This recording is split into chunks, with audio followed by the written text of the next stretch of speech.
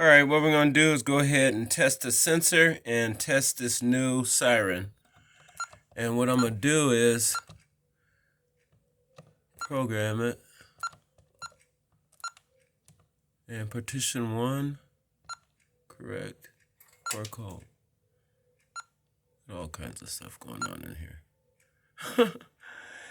And my sensitivity for my sensor is at 2 because this sensor is really good. Let's see if it, there we go. All right, we're gonna test this new SIREN, and I turn my communication off so it doesn't send the information to the police. You know what I mean? So I'm gonna go ahead and set the alarm. Let's see what we get. And I'm just gonna move a little bit and it will trigger this motion sensor. And let's hear this new SIREN. It's really small, but it really kicks.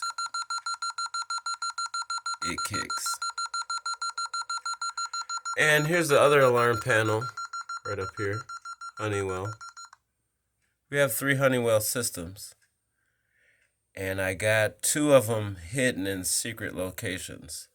And this is one that I keep in my basement area. So let's trigger the alarm off. Uh-oh, here we go.